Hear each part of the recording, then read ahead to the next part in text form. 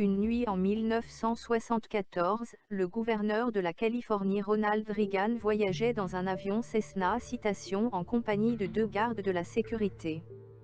Tandis que l'avion approchait Bakersfield pour atterrir, Reagan et les autres passagers ont attiré l'attention du pilote, Bill Payte, vers un phénomène étrange derrière l'avion. Le pilote l'a vu et a dit que cela a semblé être à plusieurs centaines de mètres de loin et était une lumière assez stable jusqu'à ce qu'elle ait commencé l'accélération, moment où elle a semblé s'allonger. La lumière a filé. Elle est montée à 45 degrés à une vitesse élevée. Tout le monde dans l'avion a été surpris. Il a commenté, l'OVNI est passé d'une vitesse de croisière normale à une vitesse fantastique immédiatement.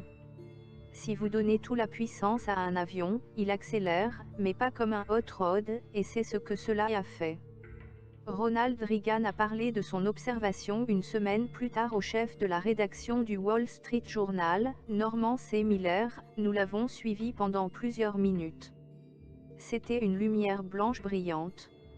Nous l'avons suivi jusqu'à Bakersfield et tout d'un coup à notre stupéfaction totale il a filé droit vers le haut dans les ciels. Miller a dit qu'à ce moment, Reagan s'est rendu compte qu'il venait de parler OVNI à un journaliste, et il n'a dit rien dit de plus et n'a plus évoqué l'incident depuis. Biographie. Edgar Mitchell naît le 17 septembre 1930 à Hereford, dans le Texas, mais a passé son enfance et effectue ses premières études à Roswell et Artesia, Nouveau-Mexique. Le 31 janvier 1971, le Dr Edgar Mitchell avec le grade de capitaine de l'US Navy s'est embarqué dans un voyage spatial qui a fait de lui le 6e homme à marcher sur la Lune. Cette mission Apollo 14 était le 3e atterrissage lunaire habité de la NASA.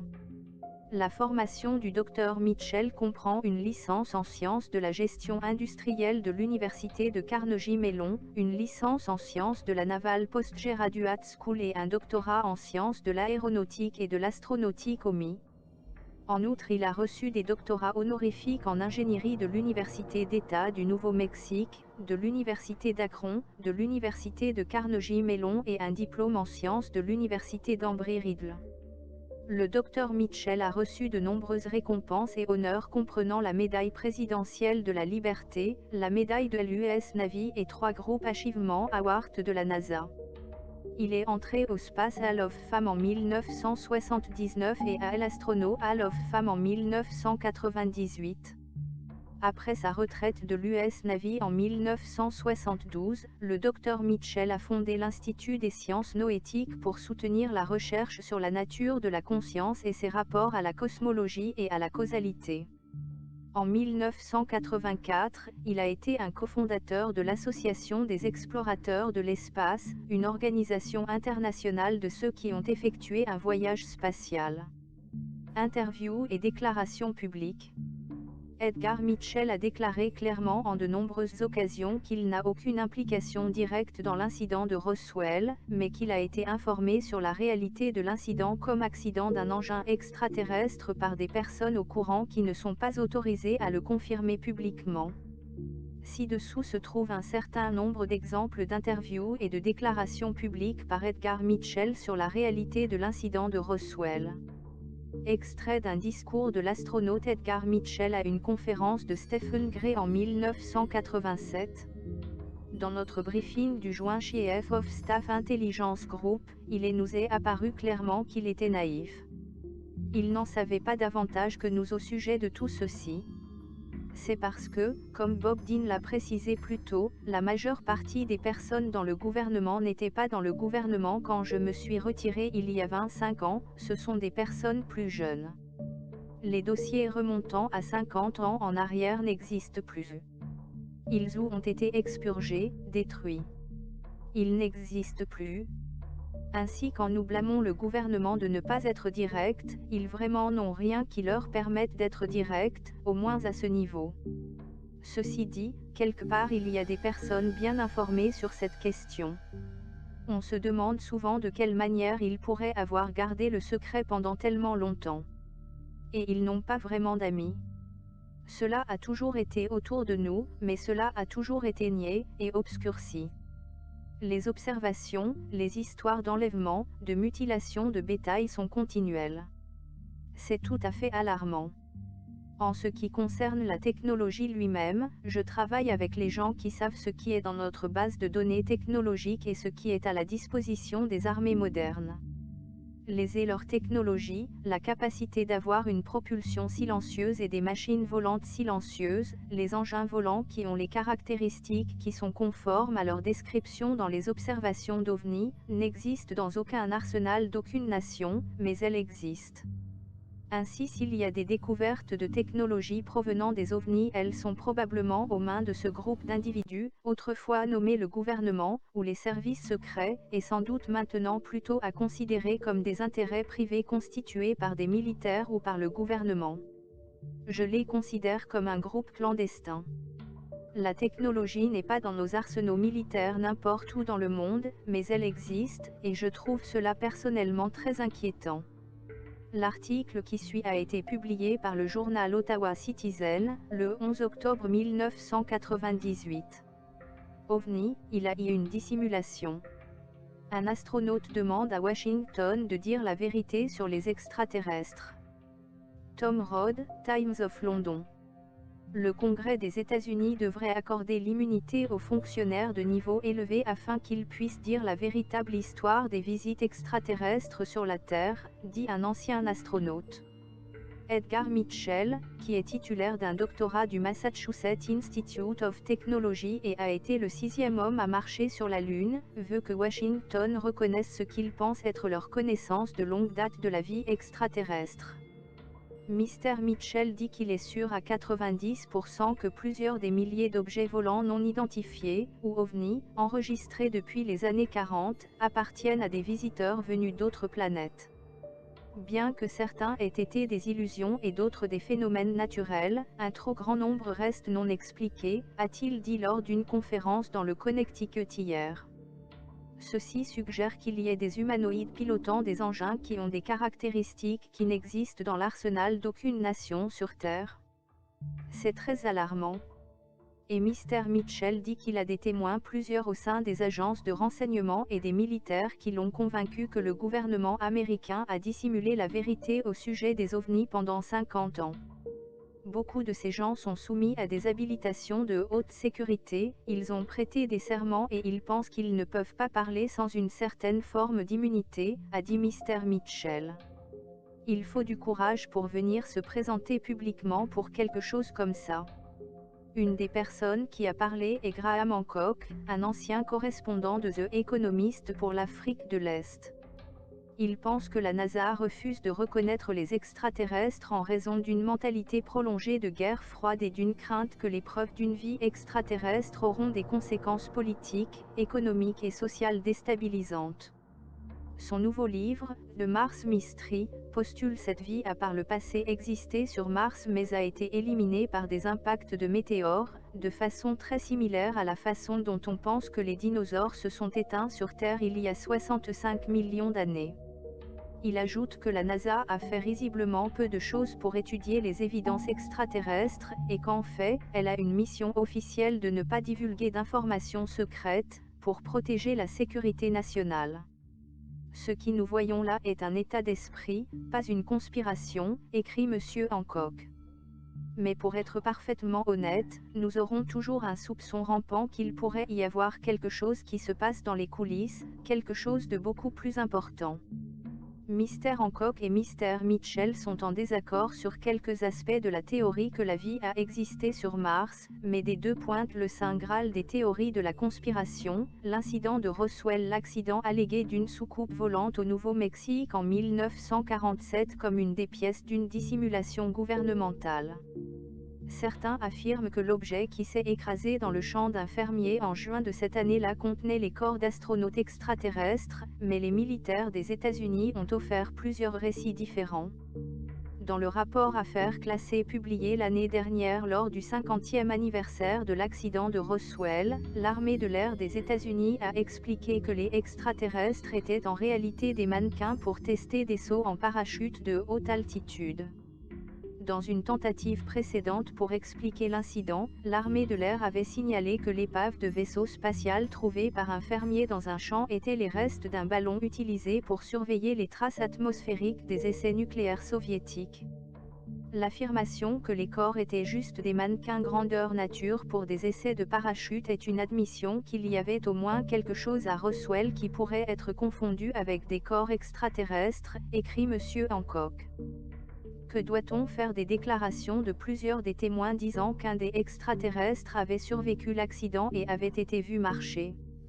Mr. Mitchell a dit que ces témoins peuvent fournir la vérité au sujet des événements tels que Roswell et sa campagne soutient d'autres croyants.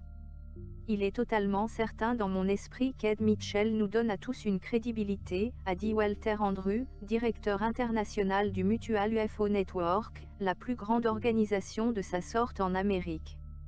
Mais Mr. Mitchell a dit que jusqu'à récemment il était resté circonspect pour poser auprès d'ufologues, largement considérés comme des fadas. J'étais très prudent, a-t-il dit. Bien qu'il agisse en tant qu'un des conseillers de la série X-Files, la série culte de la télévision, il méprise la désinformation au sujet des extraterrestres et des soucoupes volantes qui émanent de l'Internet et des organismes ovnis marginaux en Amérique. La notion qu'il y a des structures sur Mars ou la Lune est une sournette, a indiqué Mitchell. Je puis le certifier pour la Lune, j'y ai été. Nous avons vu aucune structure à l'emplacement d'atterrissage et aucune structure n'a été reflétée sur mon casque, contrairement à ce qui a été prétendu. Mais Mr. Mitchell dit que pendant qu'il avait regardé la Terre depuis le module de commande d'Apollo 14, il avait ressenti un sentiment profond de connexion avec l'univers. Depuis qu'il a quitté la NASA, il a étudié des phénomènes psychiques et spirituels et soumis des célébrités telles qu'Uri Geller, le tordeur de cuillère israélien, à un minutieux examen scientifique. Dans ses recherches, il en est venu à penser que la vie existe au-delà de nos cieux. Maintenant, dit-il, il y a des preuves indirectes suffisantes pour justifier une approche scientifique de ce domaine. Le 10 octobre 1998, Edgar Mitchell a déclaré à The People, de Londres. Ne vous y trompez pas, Roswell s'est bien produit. J'ai vu des dossiers secrets qui montrent que le gouvernement le savait, mais a décidé de ne pas le dire au public. Il y avait de très bonnes raisons de sécurité pour ne pas informer le public au sujet de Roswell. Tout simplement, nous n'aurions pas su gérer la technologie des êtres intelligents assez avancés pour envoyer un engin vers la Terre. Le monde aurait paniqué si nous nous avions fait savoir que des extraterrestres nous rendent visite. Je n'étais pas convaincu au sujet de l'existence des extraterrestres jusqu'à ce que j'aille commencer à parler aux anciens militaires qui étaient là au moment de Roswell. Plus on me parlait des documents du gouvernement sur les extraterrestres, plus j'ai été plus convaincu. Cela aide aussi, que ceux en possession de la documentation des visites extraterrestres commencent à parler. Les personnels militaires auxquels j'ai parlé sont lassés du secret entourant Roswell et des cas semblables, en particulier quand les informations fuient. Je pense fermement que cette documentation devra être rendue publique dans les 3 ou 4 années à venir. Et si la preuve de « et » est finalement rendue publique, personne ne sera plus heureux que moi. Edgar Mitchell a donné les réponses suivantes aux questions par Torbjörn Sasserson dans une interview pour le magazine South Travel le 14 décembre 2004. Q2. Vous avez à plusieurs reprises au cours des années affirmé que vous avez vu la preuve de forme hautement intelligente de la vie extraterrestre. Pouvez-vous s'il vous plaît nous dire encore plus à ce sujet? Edgar Mitchell, ce n'est pas vrai. Je n'ai jamais eu d'expérience de première main des phénomènes et ou d'ovnis. Plutôt, je compte sur le témoignage des vieux de la vieille de confiance et de personnel militaire ou du gouvernement plus moderne dont des fonctions officielles et les habilitations, les ont placés dans les positions permettant d'avoir de telles expériences. J'ai été informé par des personnes de ce genre. Q2. Étiez-vous sûr que ces formes de la vie sont extraterrestres? Ne pourrait-il pas s'agir de vie extradimensionnelle? Edgar Mitchell, aucune justification valide n'a encore démontré dans la physique l'existence de dimensions spatiales supplémentaires. Si les visites sont réelles, il n'est pas probable que cela soit extradimensionnel. Saint-Pétersbourg Times, USA, le 18 février 2004. Le sixième homme à marcher sur la Lune partage ses opinions peu conventionnelles.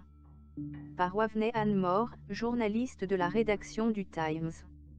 Saint-Pétersbourg, les extraterrestres ont atterri. C'est ce qu'a déclaré l'astronaute d'Apollo 14 Edgar Mitchell samedi devant plus de 200 admirateurs. Un petit nombre de gens de l'intérieur savent la vérité et étudient les corps qui ont été découverts, a dit Mitchell, qui avait été le sixième homme à marcher sur la Lune. Mitchell, qui a atterri sur la Lune avec Alan B. Shepard, a indiqué qu'une cabale des initiés a empêché que les présidents soient informés au sujet des extraterrestres après le président Kennedy.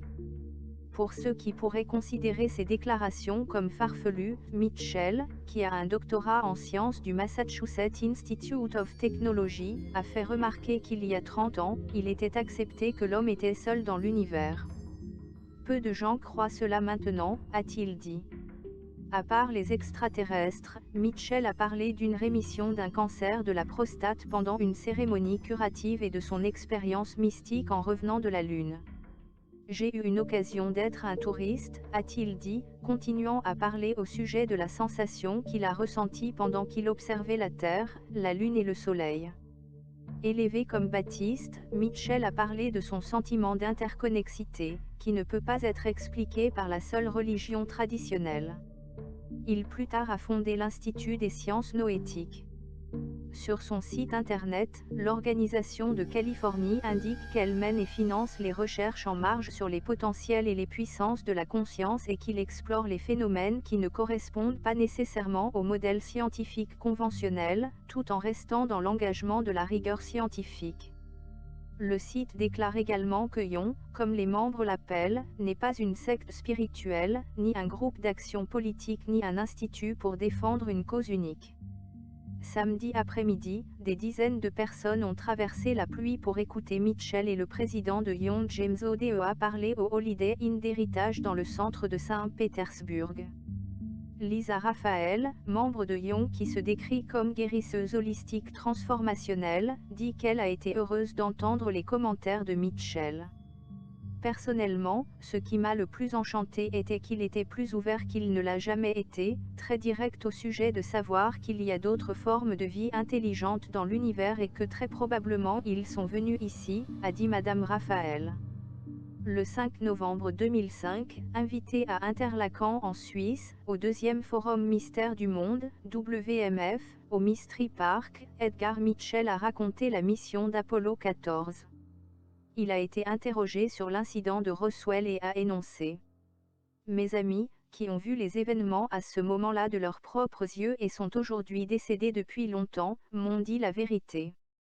Une organisation secrète nationale pour protéger le secret de ces incidents travaille également aujourd'hui encore avec succès à dissimuler cet événement dans l'histoire de l'humanité. Mystère a également discuté de ce point avec le colonel L.R. Forney du MID, division du renseignement militaire. Le colonel Forney a indiqué que c'est sa position que puisque l'on a établi que les disques volants ne sont pas le résultat de la moindre expérience de l'armée ou de la marine, le sujet est d'intérêt pour le FBI. Il a déclaré qu'il était de l'opinion que le bureau, si du moins c'est possible, devrait accéder à la demande du général Schuljan. SWR, JB initial. Addendum. Je recommanderais que nous informions l'armée que le bureau ne pense pas qu'il devrait se lancer dans ces enquêtes, étant noté qu'un grand nombre de ces disques allégués rapportés trouvés ont été des facres. Il est estimé que le bureau n'accomplirait rien d'utile en se lançant dans ces investigations. DML agent spécial agent signant en dessous de ses initiales imprimées. Clyde Tolson. J. Edgar Hoover, agent manuscrit. Je le ferai bien, mais avant d'être d'accord avec cela nous devons exiger le plein accès aux disques récupérés. Par exemple dans le cas de la SIC l'armée l'a saisi et ne nous a pas laissé l'avoir pour examen.